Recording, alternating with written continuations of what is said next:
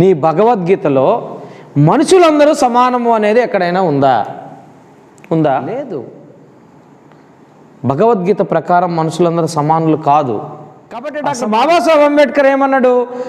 పుట్టుక నా చేతిలో లేదు, చావు నా చేతిలో ఉన్నది, నేను హిందువుగా చావను అన్నాడు.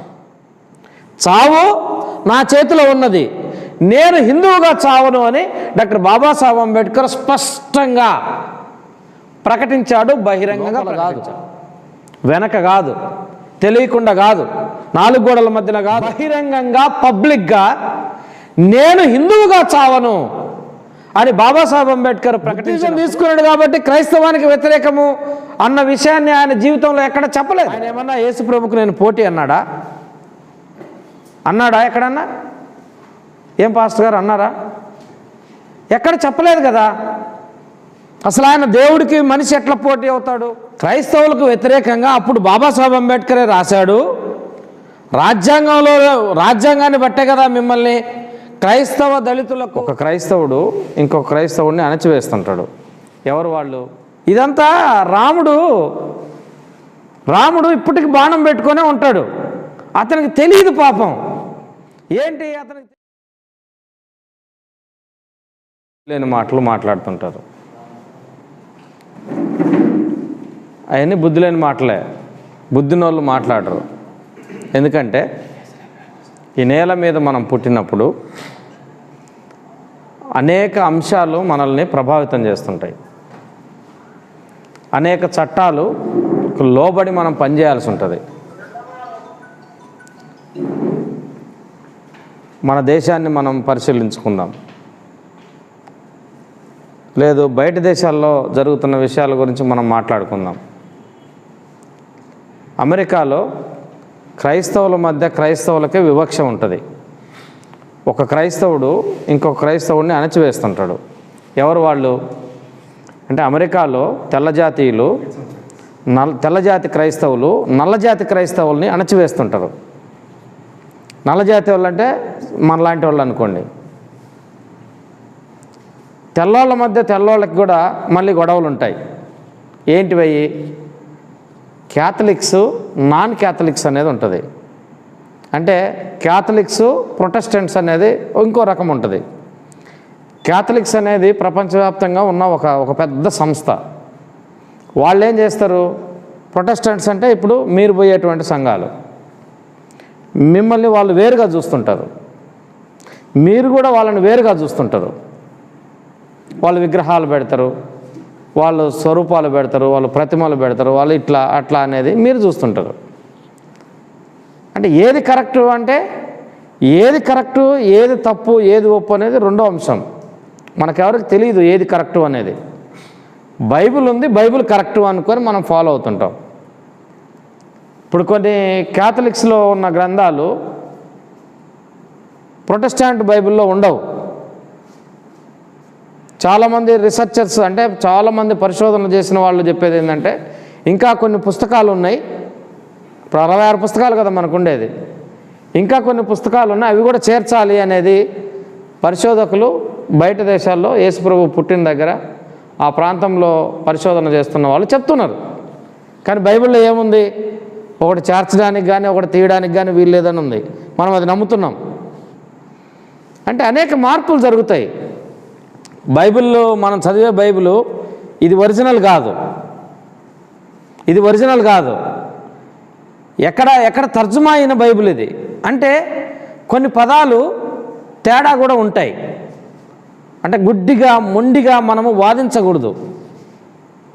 ఉదాహరణకి ఈసారి నేను ఒకసారి చర్చించుకునేటప్పుడు బైబిల్లో ఉంది, అది బ్రహ్మాండం అనే పదం ఉంది కదా దానియేలు గ్రంథంలో. మీరు బ్రహ్మాండం అనే పదాన్ని ఉపయోగించొద్దు అని నేను చెప్తుంటా. నేను సభలల్లో మన ప్రజలకు ఏం చెప్తుంటానంటే హిందూ సంస్కృతికి సంబంధించినవి మనము మన సంప్రదాయంగా ఉంచకూడదు, వాటిని నాశనం చేయాలంట. ఉదాహరణకు పెళ్లి చేసుకునేటప్పుడు ఒడిపాలు కట్టుకుంటారు, బియ్యం ఎడ కట్టి పంపిస్తారు. ఏంది నాన్సెన్స్ కాదు అది? ఎందుకు బియ్యం పెట్టుకోవాలా? కొబ్బరికాయలు కొడతా ఉంటారు. ఎందుకు కొబ్బరికాయలు కొట్టాలా? గంజి పోస్తారు. ఎందుకు పోయాలా గంజి? ఇదంతా రాముడు రాముడు ఇప్పటికి బాణం పెట్టుకొనే ఉంటాడు. అతనికి తెలియదు పాపం. ఏంటి అతనికి తెలియంది? రిమోట్ కంట్రోల్ పిస్టల్స్ వచ్చినాయి, రిమోట్ కంట్రోల్ బాంబింగ్స్ వచ్చినాయి, ఇప్పుడు రోబోట్స్ వచ్చినాయి. రోబోట్స్కు సైగ చేస్తే బాంబు పేల్చేస్తుంది అది. ఏంటి అతను బాణం పట్టుకొని అడవుల్లో ఆత్మరక్షణ కోసం తనకు తాను రక్షించుకోవడం కోసం బాణం పట్టుకొని ఉంటాడు. ఇప్పుడు కూడా బాణమే పట్టుకొని ఉన్నాడు. అంటే అప్డేట్ కాలే, మారలే అతను. ఆ గ్రంథాన్ని ఫాలో అయ్యే వాళ్ళు కూడా, రామాయణాన్ని అనుసరించే వాళ్ళు కూడా వాళ్ళు మారరు. ఎందుకు మారరు? అప్పుడెప్పుడో చెట్టు కనపడగానే నీడిస్తుంది, కాయలు ఇస్తుందా, ఎట్లా వస్తున్నాయో తెలియదు కాబట్టి చెట్టుకు మొక్కారు. తెలియదు కాబట్టి సూర్యుడు ఉన్నాడు, ఇటు వస్తున్నాడు, మళ్ళీ ఇటు లోపలికి పోతున్నాడు, మళ్ళీ పైకి వస్తున్నాడు అని అనుకుంటారు వాళ్ళు. కానీ ఇటు రాడు, లోపలికి పోడు, పైకి రాడు. అది సైన్సు.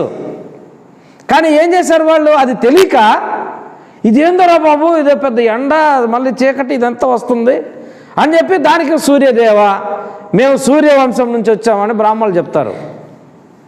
బ్రాహ్మణులు ఏం చెప్తారు తెలుసా? మేము ఎక్కడి నుంచి వచ్చాము? సూర్యవంశము మాది అంటారు. సూర్యవంశము అంటే సూర్యునికి పుట్టాము అని. అంటే వాళ్ళ ఉద్దేశం ఏంటి? సూర్యుడికి కూడా ఒక ఇల్లు కట్టి ఆ ఇంట్లో సూర్యుడిని పెట్టి ఈ ప్రపంచానికి వెలుగునిస్తున్నాము అని చెప్పేది వాళ్ళు చెప్పే శాస్త్రం.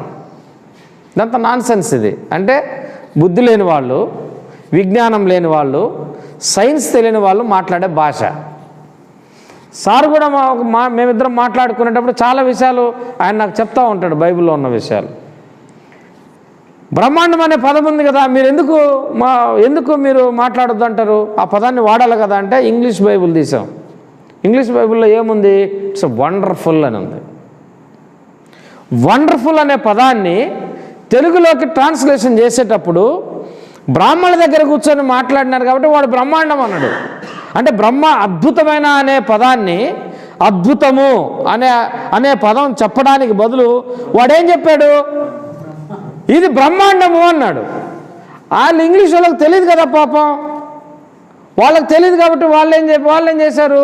బ్రహ్మాండం అని రాసుకున్నారు అంతే. కాబట్టి ఇక్కడ మనము కొన్ని అంశాలు గుడ్డిగా, మొండిగా, బుద్ధి లేని వాళ్ళలాగా మనం మాట్లాడుకోకూడదు. దాన్ని ఇంకో పదం ఎక్కడ ఉన్నది, అసలు మూల గ్రంథం, మూల బైబిల్లో ఏమున్నది అనేది మనకెవరికి తెలియదు. ఎందుకు? Because of that language we have no idea. ఆ భాష సంబంధించిన పట్టు మన దగ్గర లేదు, మనకు తెలియదు. కాబట్టి the essence of the original language మనకు తెలియదు.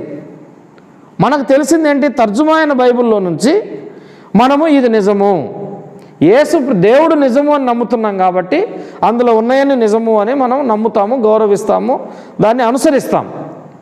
అది అనుసరించాల్సిందే. కానీ చాలా సందర్భాలు గుడ్డిగా మాట్లాడకూడదు. ఒక సందర్భంలో ఇదే సారు నాకు తెలీదు, లౌడ్ స్పీకర్ పెట్టి మాట్లాడుతున్నట్టుగా, అంబేద్కర్ మీరు మాట్లాడతారేంటి, అంబేద్కర్ గురించి మాట్లాడతారేంటి,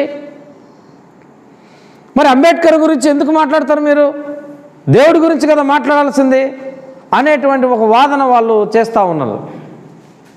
ప్రియమైన అన్నలారా, అంబేద్కర్ వేరు, దేవుడు వేరు. అంబేద్కర్ ఎప్పుడైనా నేను దేవుడిని అని చెప్పాడా? అంబేద్కరిస్టులు ఎవరైనా అంబేద్కర్ దేవుడు అని చెప్తున్నారా? ఎవడో ఒకటిద్దరు బుద్ధి లేని వాళ్ళు మాట్లాడతారు, ఆయనే నా దేవుడు, ఆయనే నా అది, ఆయనే నా ఇది అని మాట్లాడుతుంటారు. అసలు అంబేద్కర్ నా బొమ్మలు కూడా పెట్టద్దు అని చెప్పాడు. ఆయన స్పష్టంగా చెప్పాడు. అయితే మన వాళ్ళు ఏం చేస్తారు? కొంతమంది బుద్ధి లేనికుండా, అర్థం చేసుకోకుండా అంబేద్కర్ జీవితం ఏంటి, అంబేద్కర్ జీవితంలో ఏం చెప్పాడు, అంబేద్కర్ ఏ విధంగా మారమన్నాడు, ఆ విషయాలు మనకు అర్థం లేక, అంటే మతము, కులము, దేశము గురించి దాదాపు 10,000 పేజీలు రాసినాడు ఆయన. ఎవరైనా చదివారా? 10,000 కాదు, 100 పేజీలు చదివారా? 100 పేజీలు చదివామా? నెవర్. చదవం. మనం ఏం చూస్తాము? ఎవరో చెప్పిన దాన్ని విని ఇది అంబేద్కర్ తప్పు, అది ఒప్పు అని చెప్తుంటారు. ఇప్పుడు ఈ మధ్య కాలంలో డాక్టర్ బాబాసాహెబ్ అంబేద్కర్కి బొట్టు పెడుతున్నారు హిందువులు.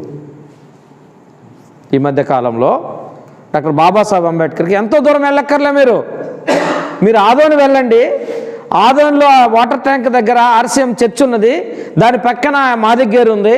ఆ మాదిగేరు దగ్గర రోడ్డు మీదనే అంబేద్కర్ విగ్రహం ఉంది. ఆ విగ్రహానికి బొట్టు పెట్టుంది. అంటే ఈ దేశంలో ఏమవుతుంది? అంబేద్కర్ని హిందూవైజ్ చేస్తున్నారు. దళితులందరూ అంబేద్కర్ని ఫాలో అవుతున్నారు కాబట్టి, దళితులందరూ అంబేద్కర్ని ఇష్టపడుతున్నారు కాబట్టి, దళితులందరూ అంబేద్కర్తో నడవాలనుకుంటున్నారు కాబట్టి, దళితులు అంబేద్కర్ని ఆరాధిస్తున్నారు కాబట్టి, దళితులు అంబేద్కర్ని గురించి ఆలోచిస్తున్నారు కాబట్టి, అంబేద్కర్ ఆలోచన విధానమే మా విమోచన విధానము అని చెప్పి వీళ్ళందరూ నమ్ముతున్నారు కాబట్టి ఇప్పుడు డాక్టర్ బాబాసాహెబ్ అంబేద్కర్ని హిందువుగా మార్చేస్తున్నారు. ఇప్పుడు హిందువులు డాక్టర్ బాబాసాహెబ్ అంబేద్కర్ సంఘాలు పెడుతున్నారు. ఇది పెద్ద కుట్ర ఉన్నది. ఇక్కడ చాలా పెద్ద కుట్ర ఉన్నది. బాబాసాహెబ్ అంబేద్కర్కి బొట్టు పెట్టడం ఏంటి? అసలు బాబాసాహెబ్ అంబేద్కర్ జీవితంలో ఎక్కడైనా బొట్టు పెట్టుకున్నాడా? నెవర్. ఆయన జీవితంలో ఆయనకు జ్ఞానం వచ్చిన తర్వాత, ఆయనకు ఆలోచన వచ్చిన తర్వాత డాక్టర్ బాబాసాహెబ్ అంబేద్కర్ ఎప్పుడు కూడా బొట్టు పెట్టుకోలేదు. చివరి జీవితంలో కూడా నేను హిందువుగా పుట్టాను, అది నాకు సంబంధం లేదు. నేను హిందువుగా పుట్టాను, అది నాకు సంబంధం లేదు. ఎందుకు? నా తల్లిదండ్రులకు నేను పుట్టాను. నేను హిందువుగా పుట్టు, నేను క్రిస్టియన్గా జన్మించాలా, నేను బుద్ధుడిగా జన్మించాలా అని ఆయనకు కోరిక లేదు.